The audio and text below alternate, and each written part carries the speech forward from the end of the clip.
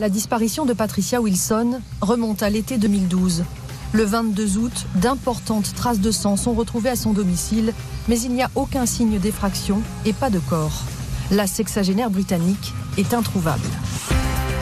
Bonsoir, l'Anglaise et le jardinier. Ce pourrait être un titre de roman à l'eau de rose, mais dans le cas présent, l'eau a la couleur du sang. Celui de Patricia Wilson, une ressortissante britannique qui croyait avoir trouvé dans un village retiré de l'Aveyron son coin de paradis, un lieu où elle pourrait passer de longues années et peut-être y finir ses jours. Ce fut le cas à l'été 2012, mais de la pire des manières, assassinée dans la maison de ses rêves. 19 ans après, son corps n'a jamais été retrouvé, mais la justice s'est passée dans cette affaire. Son jardinier, qui était également son amant, Jean-Louis Cayrou, a été 2 fois condamné à 30 ans de prison. Un homme qui a toujours nié le crime, choisissant la plupart du temps de se murer dans le silence. Les 2 procès ont ainsi apporté davantage d'interrogations que de réponses. Il continue ainsi de planer sur cette affaire, un air d'inachevé, comme si le puzzle n'était pas tout à fait complet. Que s'est-il vraiment passé dans la maison de Patricia Wilson? Que cache le mutisme forcené de son jardinier? Nos invités vont nous aider ce soir à tourner les pages de ce curieux dossier. L'heure du crime, présenté par Jean-Alphonse Richard sur RTL. Ce soir, dans l'heure du crime, l'assassinat de Patricia Wilson, une Anglaise installée dans un coin paisible de l'Aveyron, un endroit où rien ne peut vous arriver, sauf, dans le cas présent, ne plus donner signe de vie dans la touffeur de l'été 2012. Ce mercredi 22 août 2012, 2 voisines de Patricia Wilson se demandent pourquoi celle-ci est invisible depuis 2 jours. Ces Néerlandaises habitent tout près de la Britannique, le village pittoresque de Vabre-Tizac, à quelques kilomètres de Villefranche-de-Rouergue. 400 âmes, dont une quarantaine d'étrangers, qui achètent et retapent ici de vieilles maisons. Patricia Wilson, 58 ans, en fait partie. Avec son mari, dont elle est séparée, elle a acquis 4 ans auparavant cette demeure en pierre sèche, cachée par la végétation, au lieu dit les Landes Basses. Elle vit seule ici. Les Néerlandaises sont déjà passées le lundi et le mardi. Cette fois, elle décide de lui rendre visite. La voiture de Patricia est stationnée au bout du chemin. Dans le jardin, elle tombe sur les 2 chats de la propriétaire. Ils semblent errer. Les femmes s'avancent, mais au moment d'emprunter les 4 marches de pierre qui mènent à la porte d'entrée, elles repèrent des traces brunâtres, c'est du sang séché. Personne ne répond à leurs appels, la maison est vide. La gendarmerie de Rieux-Pérou est alertée. Les gendarmes ont tout de suite la conviction d'avoir affaire à une scène de crime. Tout d'abord, Patricia Wilson est introuvable, mais surtout, il y a du sang un peu partout dans la maison, du sang en abondance. À l'étage qui sert de grenier, sous un tas d'affaires, les enquêteurs de l'identification criminelle tombent sur une immense flaque de plus de 90 cm de diamètre. La victime a dû rester ici un bon moment car son sang a ruisselé entre les lattes du parquet. Il a même traversé le plafond du salon et s'est déposé sur le sol. Les gendarmes décomptent pas moins de 23 points qui comportent des traces de sang. Celui de Patricia Wilson, comme vont le confirmer les expertises. La victime a de toute évidence été tirée à l'extérieur de la maison par le tueur, qui a dû ensuite emporter le corps dans un véhicule.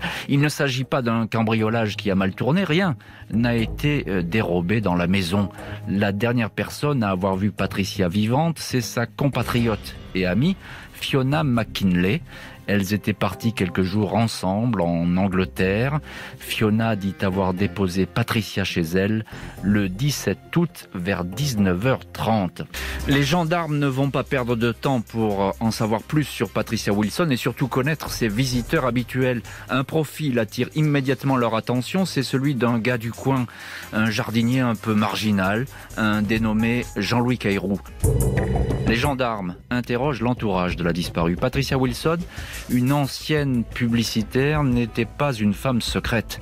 Elle aimait recevoir et se rendre chez des amis pour partager un verre de vin ou un dîner. Elle ne cachait pas grand-chose de sa vie. Il apparaît ainsi que l'Anglaise vit séparée de son mari Donald Marcus depuis le mois d'octobre 2011. Leur couple battait de l'aile.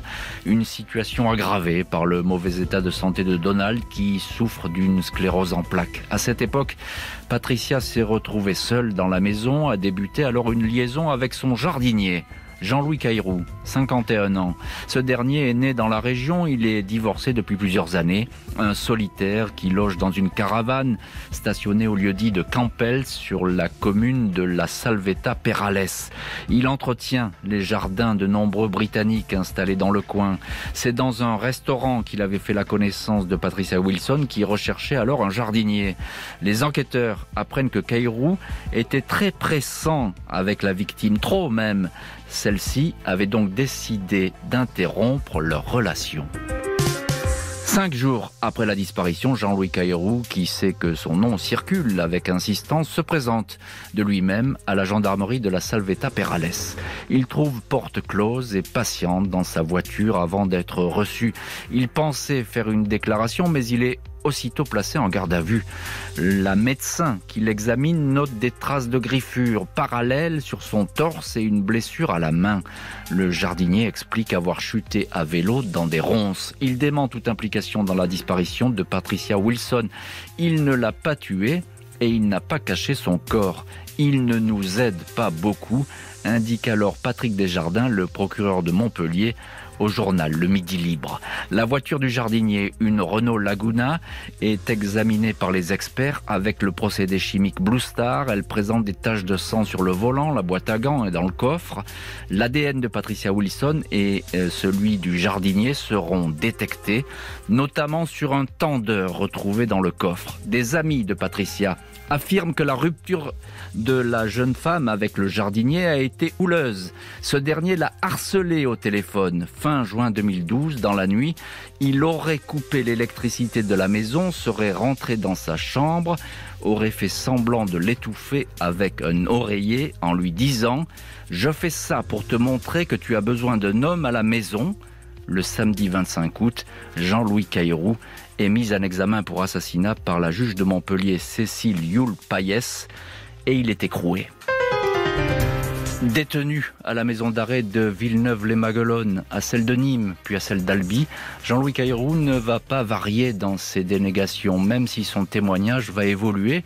Il affirme être l'objet d'une erreur judiciaire. Il n'échappera pas à un procès en cour d'assises. Le 27 août 2014, Jean-Louis Caïrou écrit une longue lettre à la garde des Sceaux, Christiane Taubira, pour l'exhorter à le remettre en liberté. « Je suis détenu depuis 2 ans pour un crime que je n'ai pas fait », écrit le jardinier. « On utilise tous les moyens pour me faire passer pour coupable. » Une semaine auparavant, Caïrou s'était vu refuser sa libération par la chambre de l'instruction. Le procureur l'avait qualifié de dissimulateur. Après 6 mois de détention, il avait complété ses premières déclarations en admettant qu'il était bien passé dans la soirée du 17 août chez Patricia pour l'emmener à une fête de village à Najac. Dans l'allée de la maison, il aurait alors croisé un utilitaire blanc, un Citroën C15, qui quittait précipitamment les lieux, tout phare allumé. Il aurait trouvé la demeure fermée, la lumière coupée. En entrant, il aurait tâtonné avec sa lampe frontale, manipulé l'interrupteur et touché à plusieurs reprises un liquide poisseux dont il s'apercevra que c'était du sang. Il n'aurait pas appelé les gendarmes car il savait qu'il serait immédiatement considéré comme coupable. Les enquêteurs et les juges estiment que le jardinier ment. Ils affirment que c'est lui, et lui seul, qui est entré dans la maison, a coupé le courant à 21h28 précise alors que Patricia écoutait Aretha Franklin sur son ordinateur et il lui a sauté dessus. Le 23 mai 2016, Jean-Louis Caïrou comparaît devant les assises de l'Aveyron à Rodez. Il est bien décidé à répondre à toutes les questions. Il martèle qu'il est innocent. Innocent, répète-t-il. Les accusations, il les qualifie d'embrumage. La tante de Patricia Wilson, Patricia Fornig, fait état de confidences de sa nièce. Selon elle, Jean-Louis était un amant possessif et autoritaire qui lui donnait des ordres. La relation s'était dégradée et elle avait rompu. Il n'y a rien dans ce dossier, donc il faut trouver quelques broutilles et à cause de ça, je serai enfermé à vie, déplore l'accusé. Caïrou affirme encore qu'il faut tout faire pour retrouver Patricia.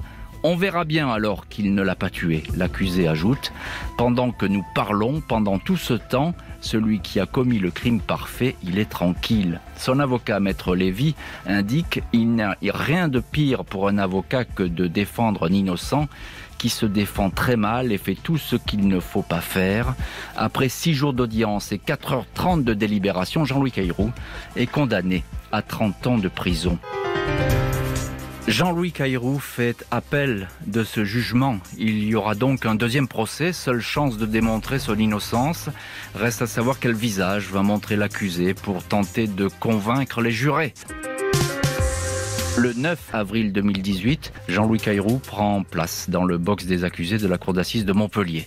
Ses avocats, Maître Lévy et Spinner, entendent bien démontrer les faiblesses de l'accusation. Caïrou clame à nouveau son innocence, mais cette fois, il demande que l'on respecte son droit au silence. Il ne parlera pas.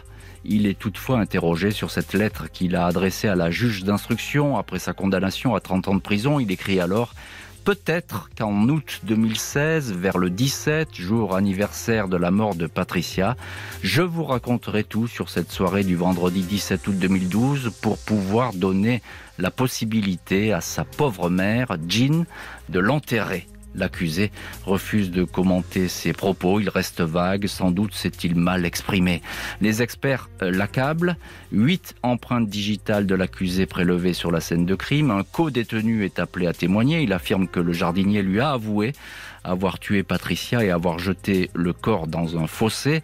L'accusé explique avoir raconté n'importe quoi après avoir été battu par les prisonniers. Il faut attendre les derniers moments du procès pour que Caïrou réponde enfin aux questions des jurés. Il raconte alors son entrée dans une maison baignée de sang. Il répète « On m'aurait tout de suite accusé. J'ai décidé de partir et attendre qu'on m'appelle. » 14 avril 2018, Jean-Louis Caïrou est à nouveau condamné à 30 ans de prison. La partie civile a déploré son mutisme, l'avocate générale l'a quasiment décrit comme un monstre, après avoir émis l'hypothèse que le corps de Patricia a peut-être été découpé sur place puis jeté dans une déchetterie avec d'autres morceaux de viande. Une peine qualifiée de délirante par les avocats de l'accusé qui n'auront pas pu retourner la situation. Le corps de Patricia Wilson n'a toujours pas été retrouvé.